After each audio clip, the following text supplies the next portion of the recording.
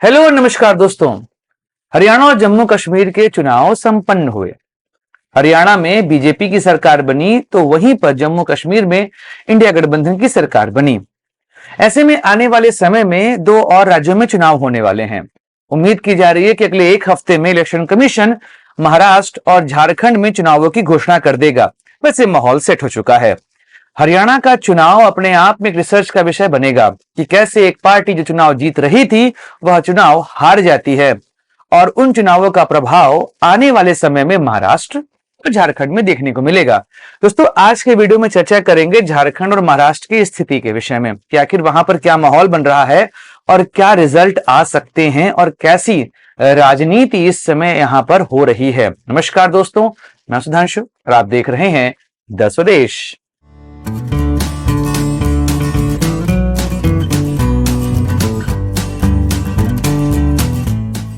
दोस्तों, महाराष्ट्र और झारखंड में चुनाव अक्टूबर के महीने में हुए थे 2019 में। इस बार भी संभावना व्यक्त की जा रही है कि इलेक्शन कमीशन चुनावों की घोषणा जल्द ही कर देगा। वैसे भी राजनीतिक माहौल जो है वो महाराष्ट्र और झारखंड में सेट हो चुका है। पहले बात करते हैं झारखंड की, फिर आएंगे महाराष्ट्र के ऊपर। अक्टूबर के अंत में झारखंड में चुनाव 2019 में हुए थे। 5 चरण में टोटल चुनाव हुए थे और जो सरकार बनी थी वह थी वहां पर महागठबंधन की, जिसका नाम आगे चल के इंडिया गठबंधन हो गया। क्योंकि झारखंड विधानसभा में 81 सीट है और 2019 के चुनाव में झारखंड मुक्ति मोर्चा को 29 सीट मिली थी, कांग्रेस को 17, आरजेडी और माले को एक सीट मिली थी। वहीं पर दूसरी तरफ जो कि एनडीए गठबंधन था वहां पर बीजेपी को 26 सीट मिली थी, ऑल झारखंड स्टूडेंट यूनियन को 3 सीट मिली थी, निर्दलीय को 1 सीट मिली थी और एनसीपी अजीत पवार गुट को 1 सीट मिली थी। तो इस तरीके से सरकार जो है वो बनी थी वहां पर इंडिया गठबंधन या उस समय महागठबंधन की। लेकिन 5 साल में वहां पे काफी कुछ बदला है। बीजेपी के लिए एक सकारात्मक माहौल देखा जा रहा है। इसके पीछे का रीजन है जितना ज्यादा करप्शन जो है पिछले 5 सालों में देखा गया। आप समझिए, करप्शन के आरोप इतने ज्यादा हो चुके थे कि हेमंत सोरेन को जेल जाना पड़ा था। तो ऐसे में झारखंड के चुनाव में जो हम एक चीज देख रहे हैं कि करप्शन का मुद्दा प्रमुखता से उठने वाला है। इसके अलावा जिस तरह की राजनीति पिछले कुछ समय में हुई है उसका प्रभाव भी आपको यहां पर देखने को मिलेगा। अभी का जो माहौल है उसमें यह माना जा रहा है कि बीजेपी वहां पर सरकार बनाएगी। अभी का हम जो पूरा माहौल देखें उसमें दो आपको यहां पर गुट दिखाई दे रहे हैं। एक तरफ जहां पर एनडीए गुट है जिसमें बीजेपी, उसके अलावा माना जा रहा है कि हिंदुस्तानी आवाम मोर्चा, एलजेपी, रामविलास और जनता दल यूनाइटेड, ये सब मिलकर एक पक्ष में रहेंगे। और जो सीट का डिस्ट्रीब्यूशन है वह कुछ ऐसे रहे कि यहां पर बीजेपी लार्जेस्ट पार्टी रहेगी जिसके पास सबसे अधिक सीट रहेगी। इनके गठबंधन की 64 सीट मानी जा रही है कि बीजेपी यहां पर अपने पास रखेगी। वहीं पर 4 से 5 सीट वो जेडीयू को और हम और एलजेपी को एक सीट यहां पर देगी। यहां तक कि आजसू अर्थात ऑल झारखंड स्टूडेंट यूनियन, इनको भी 5 सीट देने का जो है यहां पर बात आ रही है सामने। वैसे बीजेपी के पास झारखंड जीतने के बहुत सारे कारण हैं, लेकिन जो सबसे बड़ा कारण है वह है कुव्यवस्था। जिस तरह से 5 साल वहां पर इंडिया गठबंधन की सरकार चली और इस सरकार के ऊपर करप्शन के खतरनाक आरोप लगे, इसका प्रभाव आपको इन चुनावों में देखने को मिलेगा।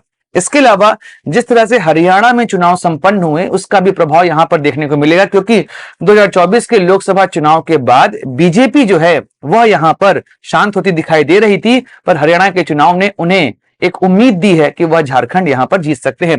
बाकी तो भारत की जनता डिसाइड करती है कि वहां पर क्या वो करेगी। अगर हम झारखंड में पॉपुलेशन देखें तो पॉपुलेशन का परसेंटेज पहले जातिगत आधार पर देखते हैं, फिर धार्मिक आधार पर देखते हैं। अगर पहले जातिगत बात करें तो लगभग 16% जो यहां पर वोट शेयर है वो जनरल अर्थात सामान्य जातियों के पास है। 46% जो है ओबीसी है, 12% जो है यहां पर एससी है और लगभग 26% जो है वो यहां पर एसटी पॉपुलेशन है।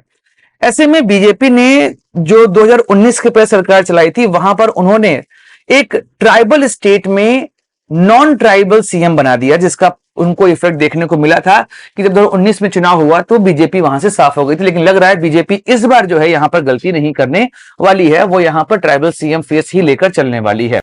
करें अगर यहाँ पर रिलीजियस वोट शेयर की तो लगभग 68% पॉपुलेशन जो है वो हिंदुइज्म की है, 15% यहाँ पे मुस्लिम है और सारनाइज्म और उससे जुड़े हुए जो यहाँ पर रिलीजन है वह टोटल 12% है, और इसके अलावा यहाँ पर क्रिश्चियनिटी भी 4% है। ऐसे में बीजेपी यहाँ पर अपनी उसी बटेंगे तो कटेंगे वाली राजनीति को लेकर आगे बढ़ने वाली है, क्योंकि कांग्रेस और इंडिया गठबंधन यहाँ पर भी अपनी जातिगत जनगणना के मुद्दे को उठाएंगे, और बीजेपी को हरियाणा चुनाव में इस मुद्दे की काट मिल गई है, और वह है कि भाई साहब हम यहाँ पर बटेंगे तो कटेंगे, और शायद इस मुद्दे को लेकर प्रधानमंत्री नरेंद्र मोदी खुद भी आगे बढ़ रहे हैं। अगर हम लोकसभा चुनाव को देखें जो कि 2019 में हुए थे, इसमें आपने नोटिस किया है कि 14 लोकसभा सीट यहां पर है, जहां पर बीजेपी को 8 सीट और ऑल झारखंड स्टूडेंट यूनियन को 1 सीट यहां पर मिली थी।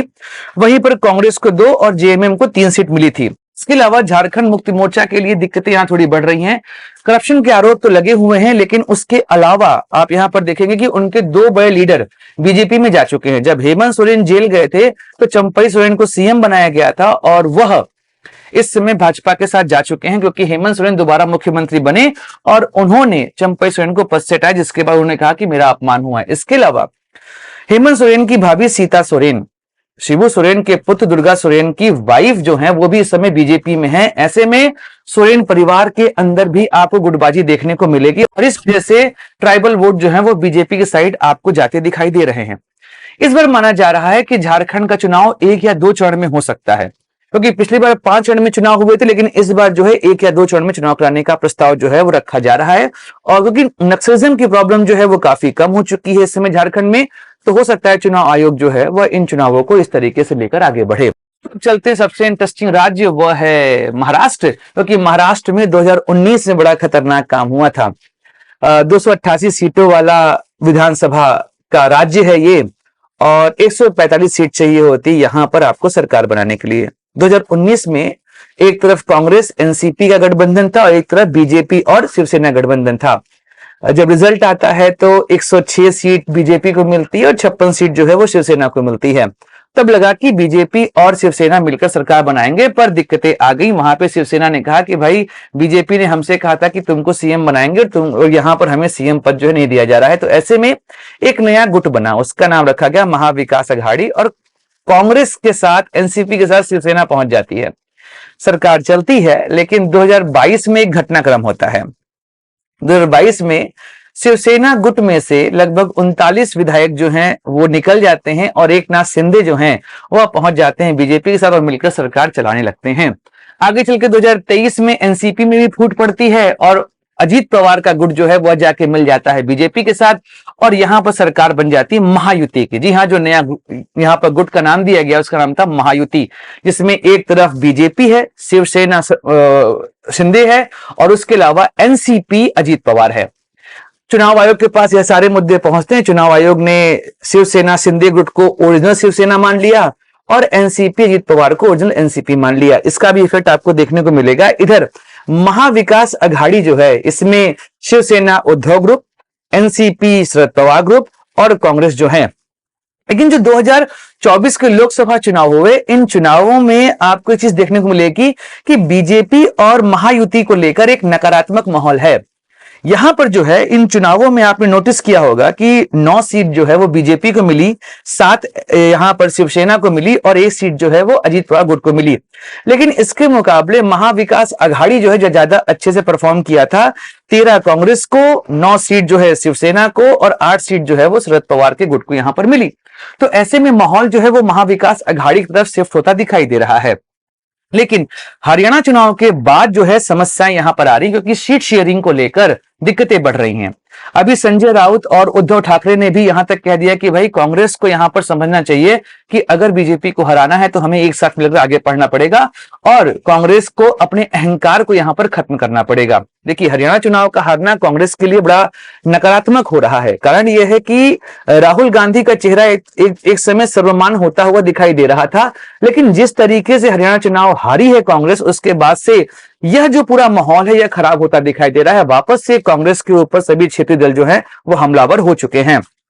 देखते हैं क्या होगा आगे। इधर महायुति में चीजें उतनी दिक्कत नहीं कर रही हैं। 288 में से 173 सीट पर शेयरिंग की बात फाइनल हो चुकी है, 115 सीट पर बात चल रही है। जबकि यहां पर आप देखेंगे महाविकास अघाड़ी में ऐसी कोई भी बातें फिलहाल के लिए नहीं चलती दिखाई दे रही हैं। देखिए, महाराष्ट्र का जो जातिगत और धार्मिक आधार पर वोट बैंक है, उसके आधार पर भी आपको चुनाव को समझना पड़ेगा। पॉपुलेशन का धार्मिक आधार देखेंगे तो लगभग 80% जो है वो हिंदू आबादी है और 12% यहां पर मुस्लिम आबादी है। और अगर हम जातिगत आधार पर देखें तो ओबीसी 34%, SC ST 20%, जनरल जो है वो 32% है। ऐसे में चुनाव जो है काफी इंटरेस्टिंग होंगे, क्योंकि फिर वही बात जो योगी आदित्यनाथ ने की थी, उस बात को लेकर बीजेपी आगे बढ़ रही है और राहुल गांधी के जातिगत मुद्दे को बीजेपी ने यहां पर काउंटर करना शुरू कर दिया है। आपने नोटिस किया होगा कि अभी भारतीय प्रधानमंत्री नरेंद्र मोदी ने साफ कहा कि जो कांग्रेस है वो जातिगत जनगणना की बात तो करते हैं, लेकिन वो बात केवल करते हैं एक ही धर्म के लिए, बाकी दूसरे धर्म को लेकर वह जाति की बात नहीं करते। तो यह माना जा रहा है कि जो चुनाव अभी होंगे उन चुनाव में इस बात को मुख्यतः यहां पर कोट किया जाएगा कि कांग्रेस जो है वो बंटवारे की राजनीति करती है। अब देखते हैं कि बीजेपी के ऊपर जो आरोप लगते हैं कि वह हिंदूवादी राजनीति करती है, क्या बीजेपी इस चीज को लेकर आगे बढ़ पाएगी या महाराष्ट्र में इस बार सरकार बनेगी महाविकास अघाड़ी की? यह सब समय के गर्भ में है। दोस्तों, हम लोग ऐसे डिस्कस करते रहेंगे, मिलेंगे अगले वीडियो में, चर्चा करेंगे किसी और मुद्दे की। जय हिंद, वंदे मातरम, भारत माता की जय।